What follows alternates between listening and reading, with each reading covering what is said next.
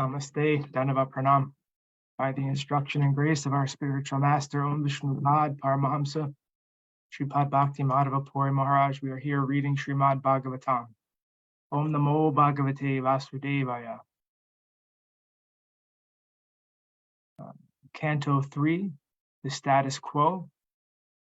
Chapter 7, Further Inquiries by Vidura, Text 1. Sri Shuka Uvacha Evam Bruvana Maitreyam Vaipayana Sutta Buddha Rinayan Eva Bhartatya Vidura Pratyabhasata. Sri Shukadev Goswami said, O king, while Maitreya, the great sage, was thus speaking, Vidura, the learned son of Dvaipayana Vyasa, expressed a request in a pleasing manner by asking this question. Text 2. Vidura uvacha Brahman katam bhagavatas chinmatrasya vikarina lilaya chapi ujjeran nirgunasya guna kriya. Sri Vidura said, O great Brahmana, since the Supreme Personality of Godhead is the complete spiritual whole and is unchangeable, how is he connected with the material modes of nature and their activities? If this is his pastime, how do the activities of the unchangeable take place and exhibit qualities without the modes of nature? Purport. As described in the previous chapter, the difference between the Supersoul, the Supreme Lord, and the living entities is that the activities of the Lord in creating the cosmic manifestation are performed by the Lord through the agency of his multifarious energies. But this manifestation is bewildering to the living entities. The Lord is therefore the master of the energies, whereas the living entities are subjugated by them. By asking various questions about transcendental activities, Vidura is clearing the misconception that when the Lord either descends to the earth in his incarnation or appears himself with all his potencies, he too is subjected to the influence of Maya, just like an ordinary living entity. This is generally the calculation of less intelligent philosophers who consider the position of the Lord and that of the living entities to be on the same level. Vidura is hearing the great sage Maitreya refute these arguments. The Lord is described in this verse as Chinmatra, or completely spiritual. The personality of Godhead has unlimited potencies to create and manifest many wonderful things, both temporary and permanent. Because this material world is the creation of his external energy, it thus appears to be temporary. It is manifested at certain intervals, maintained for some time, and again dissolved and conserved in his own energy.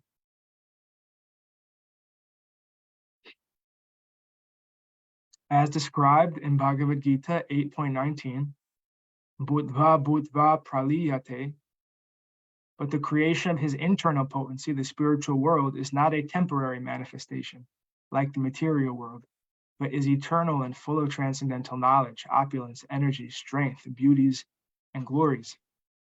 Such manifestations of the Lord's potencies are eternal and are therefore called nirguna, or free from all tinges of the modes of material nature, even up to the mode of material goodness.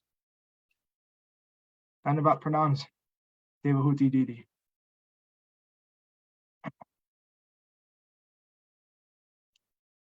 The spiritual world is transcendental even to material goodness, and thus is unchangeable.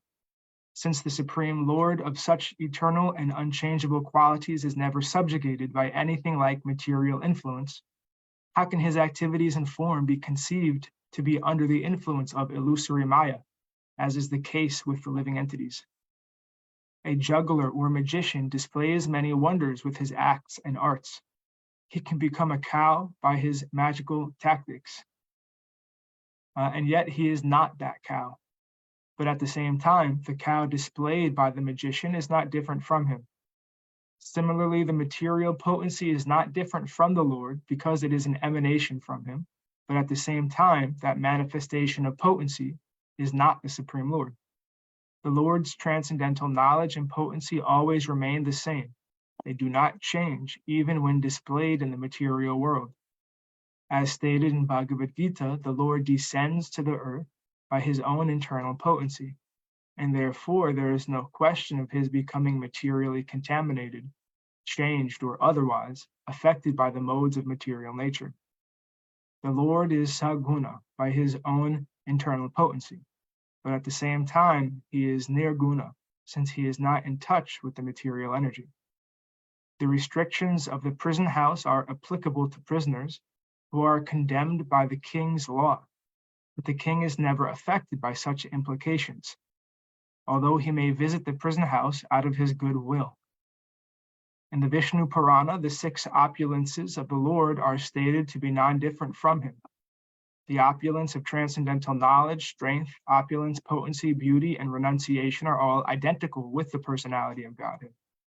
When he personally displays such opulences in the material world, they have no connection with the modes of material nature.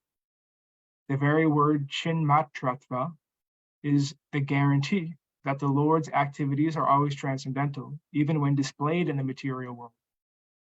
His activities are as good as the Supreme Personality himself. Otherwise, liberated devotees like Shukadeva Goswami would not have been attracted by them.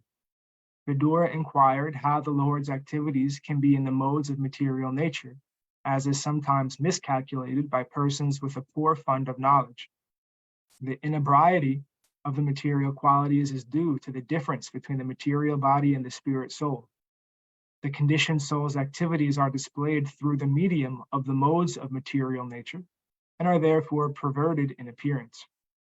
However, the Lord's body and the Lord himself are one and the same. And when the Lord's activities are displayed, they are certainly non-different from the Lord in all respects. The conclusion is that persons who consider the Lord's activities material are certainly mistaken. Text 3. Kridayam ujamo rasya kamaschikridasanyata svatastriptasya chakatam nivrittasya sadhanyata. Boys are enthusiastic to play with other boys or with various diversions because they are encouraged by desire. But there is no possibility of such desire for the Lord because he is self-satisfied and detached from everything at all times. Purport. Since the Supreme Personality of Godhead is one without a second, there is no possibility that anything besides him can exist. He expands himself by his energies and multifarious forms of self-expansions and separated expansions as well, just as a fire expands itself by heat and light. Since there is no other existence besides the Lord himself, the Lord's association with anything manifests his association with himself. In Bhagavad Gita 9.4, the Lord says, Maya tatam idam sarvam jagad avyakta murtina, matstani sarva bhutani nachaham tishvapashtika. The complete manifestation of the cosmic situation is an expansion of the Lord himself in his impersonal feature. All things are situated in him only, yet he is not in them. That is the opulence of the Lord's attachment and detachment. He is attached to everything, yet he is detached from all. Text 4. Ashrakshid bhagavan vishvam gunamayatma mayaya Taya samsta payatyetad bhuya pratyapidasyati. By his self-sheltered potency of the 3 modes of material nature, the Lord has caused the creation of this universe. By her, he maintains the creation and conversely dissolves it again and again. Purport. This cosmic universe is created by the Lord for those living entities who are carried away by the illusory thought of becoming one with him by imitation. The 3 modes of material nature are for the further bewilderment of the conditioned souls. The conditioned living entity, bewildered by the illusory energy, considers himself a part of the material creation due to forgetfulness of his spiritual identity. And thus he becomes entangled in material activities life after life.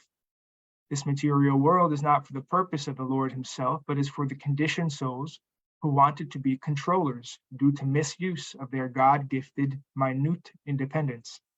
Thus, the conditioned souls are subjected to repeated birth and death. Text 5.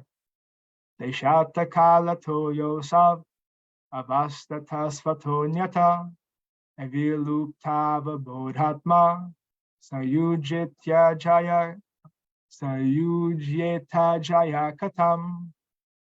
The pure soul is pure consciousness and is never out of consciousness. The consciousness of a living being is always present and never changes under any circumstances, as above mentioned. When a living man moves from one place to another, he is conscious that he has changed his position. He is always present in the past, present, and future, like electricity. One can remember incidents from his past and can conjecture about his future, also on the basis of past experience. He never forgets his personal identity, even though he is placed in awkward circumstances.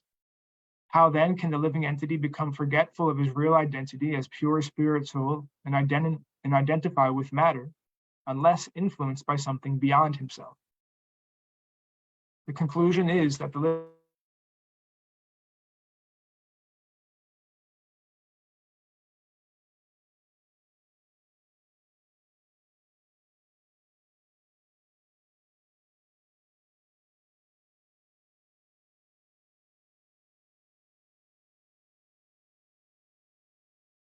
potency and not as the potent.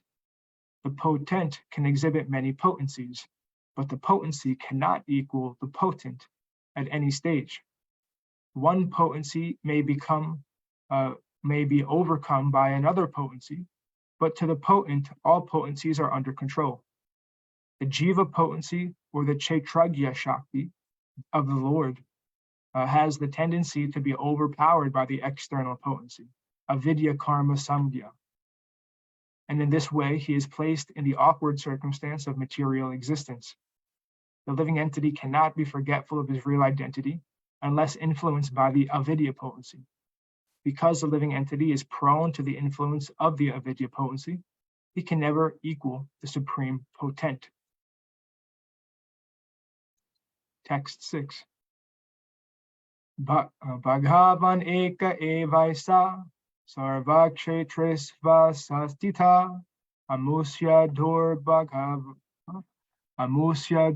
bhagatvamva kleshova karma bhikuta. The Lord, as the Supersoul, is situated in every living being's heart. Why then do the living entities' activities result in misfortune and misery? Purport. The next question put forward to Vidura by Maitreya is, why are the living entities subjected to so many miseries and misfortunes, in spite of the Lord's presence in their hearts as the Supersoul?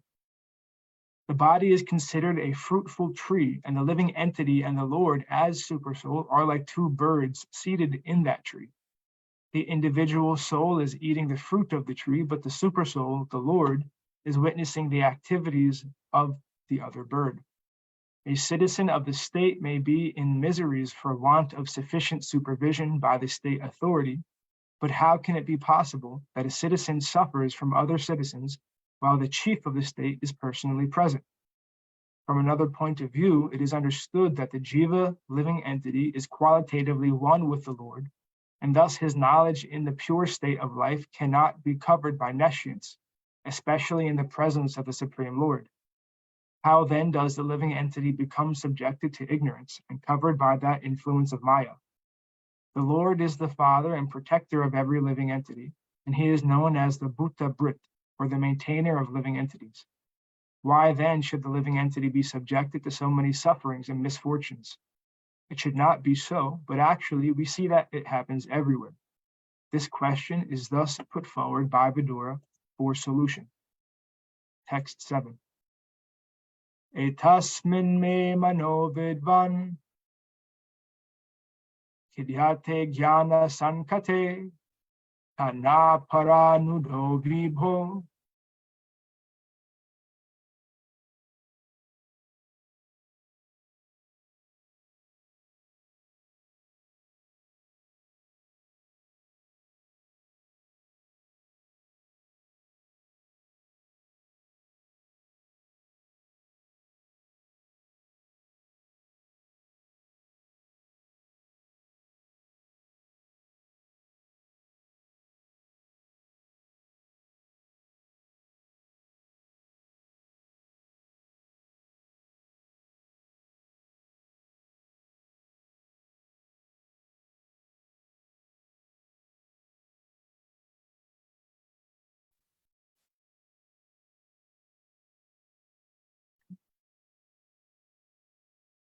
Such mental bewilderment, as represented here by Vidura, takes place for some living entities, but not for everyone.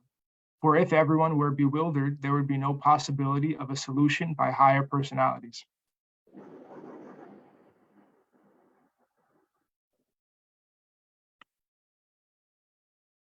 Text 8. Sri Shuka Uvacha Saitam Chodita Chatra Tatva Jigyasuna Muni Pratyaha Bhagavat Chitta Smayan Eva Gata Smaya. Sri Sukadeva Goswami said, O King Maitreya, being thus agitated by the inquisitive Vidura, at first seemed astonished, but then he replied to him without hesitation, since he was fully God conscious. Purport. Since the great sage Maitreya was filled with God consciousness, he had no reason to be astonished at such contradictory questions by Vidura. Therefore, although as a devotee he externally expressed surprise as if he did not know how to reply to those questions, he immediately became perfectly settled and properly replied to Vidura. Yasmin vijhati sarvam evam vigyatva bhavati. Mundaka Upanishad 123. Anyone who is a devotee of the Lord knows about the Lord to some extent, and devotional service to the Lord makes him able to know everything by the grace of the Lord. Although a devotee may apparently express himself to be ignorant, he is full of knowledge in every intricate matter. Thus ends our reading for today. We'll continue from text 9 on Friday. Before we close, are there any comments or questions from the devotees? Devahuti Didi, I can't hear you.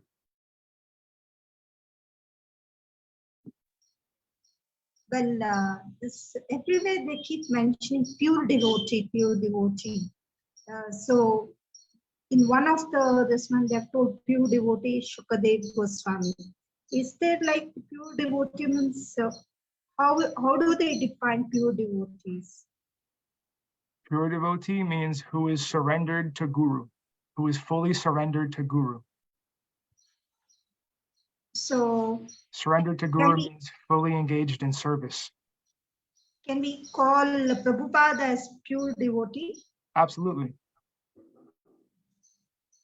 Srila Prabhupada, Srila Sridhar Maharaj, Srila Govinda Maharaj, Srila Acharya Maharaj, Srila Shanta Maharaj, Sripad Bhakti Madhava Kapuri Maharaj, they're all completely given their entire life, mind, body, and words to the service of their Guru, who in turn, right, so Srila Bhakti Siddhanta Saraswati Thakur also fully surrendered, giving his mind, body, and words to the service of his Guru, Srila Guru Kishore Das Babaji, or Srila Bhakti Vinod Thakur. In the same way, they're fully surrendered to the conception that has been given by Mahaprabhu through the 6 Goswamis, Rupa Goswami, Sanatan Goswami, Raghunath Das Goswami, and the others. So in this way, we're following individuals like myself who are not a pure devotee, are just trying to learn from them. So that is, I think, what everyone who is trying to practice bhakti is trying to do, trying to find that pure devotee and then try to learn from them, try to surrender to them to whatever degree is possible for their particular circumstance. Yeah, I got it. Like I had a doubt. Is it something pure devotee means who have already, so like as you said, Bhakti Vinod Thakur and all those people I was categorizing as pure devotees, but not our Maharajas who are there right now before us. But now I got clarity. Even those people who have taken sannyas, we can call them as pure devotee. Well, not just because they're a sannyasi. I'm not saying that everyone who is a sannyasi is a pure devotee. I'm saying everyone who has completely, sincerely surrendered in body, mind, and word to the direction and service that they have received from their Guru, who has sincerely done that, whether they're a sannyasi or not. That is a pure devotee. So it has nothing to do with external show, whether wearing saffron or wearing white or wearing blue. You know, it doesn't matter actually. It's by the degree of their sincere surrender to the higher authority and the way that they can conduct their life accordingly. Kaya Vacha Manasa. That's what. How much they're following their guru. Yes. Yes. Yes, that's it. True. Do you have any other comments or questions? Yeah, that's it, Prabhu, for now. All right. And I just wanted to. Only thing is it possible to display the number of the canto which you're discussing or the text? Is it possible? Like the moment I come, no, I'll on the phone. By the time I on my laptop, it takes time. Is it possible while you're reading the text also to be displayed? Sure, that's not a problem. We can do that next time when you come. Yeah. Sure. And, Thank you. Of course. So before we end, I just want to mention that for whoever happens to be watching this also, that we're doing this study of Sripad Bhaktimadhava Puri Maharaj's book called Idols of the Mind versus True Reality in the Facebook group of the Bhaktivedanta Institute of Spiritual Culture and Science. And this is just the first introductory week, and we've just we've posted 2 questions, and we're hoping that that will generate some introductory dialogue, because thinking about the 2 questions that are posted there is very beneficial for what we'll be studying. So I'll just read the questions, but the discussion is happening on the Facebook group. So the first question that we asked is, what is the purpose of modern science? Is it to discover how nature works in order to control it? Is it to discover how nature works in order to harmonize with it? Is it to decrease human suffering and increase human pleasure, which includes but is not limited to medical and technological advancement? Is it to better understand external nature to the extent that doing so helps humans understand their internal nature? Is it to provide a rational and systematic method that serves to consider life's ultimate questions about meaning and purpose? Or is it something else? And then we invite everyone to try to respond to that and add their valuable contribution in the comments section. And we have one more question. Is sensuous experience and empirical methodology a reliable way to discover the truth of nature, where truth means the non-relative valid knowledge? Yes, if a phenomenon is biased, is unbiasedly repeated. I'm sorry. So to answer, these are the options to answer the question. Yes, if a phenomenon is unbiasedly, repeatedly observed through empirical methods and multiple experiments, this alone is sufficient. Or no, our sense perception is often unreliable or defective, such as with mirages and optical illusions. Or yes, objective valid knowledge is only concerned with primary qualities, size, shape, motion, etc., of extended bodies in space-time. Or no, the senses perceive an immediate appearance of nature, but deducing underlying laws or truth requires mediation through rational thought. Or is it something else? Again, we invite everyone to comment in the questions and discuss these things which are important, not only in the mundane life, but in spiritual life, considering these things are important too. Sripad Bhaktimadhava Puri Maharaj was given the service first by Srila Prabhupada to present the Vedic wisdom in a scientific way, because Veda itself is a systematic and scientific system. It is a systematic and scientific approach to knowing true reality.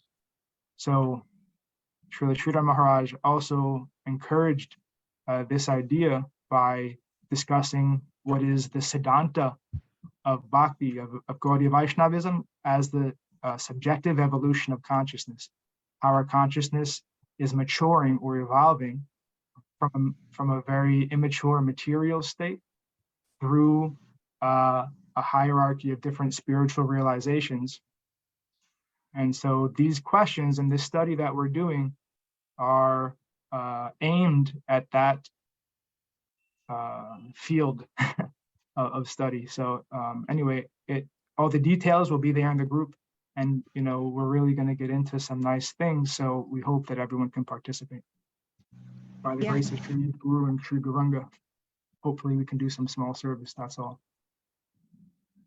So Jai Om Vishnu Pad Paramahamsa Shri Pad Bhakti Madhava Puri Maharaj Ki Jai. Jai. Jai Srila Prabhupada, Srila Guru Maharaj, Srila Guru Dev, Srila Acharya Dev, Srila Shanta Maharaj Ki Jai. Jai Rupa Nuga Jai. Guru Varga Ki Jai. Jai Jai. Navadvip Dham Ki Jai. Nishringapali Dham Ki Jai. Mayapur Dham Ki Jai. Jagannath Puri Jai. Dham Ki Jai. Baladev Jai. Subhadra Jagannath Ju Ki Jai. Jai. Ganga Mai Yamuna Mai Ki Jai. Jai. Vrindavan Dham Ki Jai. Gira Govardhan Gupta Govardhan Dham Ki Jai. Sham Kund Jai. Radha Kund Ki Jai. Tulsi Devi Bhakti Devi Jai. Vrunda Devi Ki Jai. Jai. Jai Srimad Bhagavatam Ki Jai. Jai. Jai Harinam Sankirtan Yagya Ki Jai. Jai. Scientific Sankirtan Yagya Ki Jai. Jai. Instant Bhakti Vedanta Institute Ki Jai. Jai. Sri Chaitanya Saraswat Institute Ki Jai. Sri Chaitanya Saraswat Mat Ki Jai. Nitai Jai. Gaur Premanandi Hari Hari Hari Hari Bol. Jai. Jai Srimati Uma Hari Devi Hari Dasi Bol. Ki Jai. Jai Srimati Devahuti Devi Dasi Ki Jai. Hare Krishna. Jai. Shripad Krishna Keshav प्रभु की जय। Jai. Jai. Jai Gurudev. धन्यवाद। Dhanavad Pranam. Dandavat. Dandavat.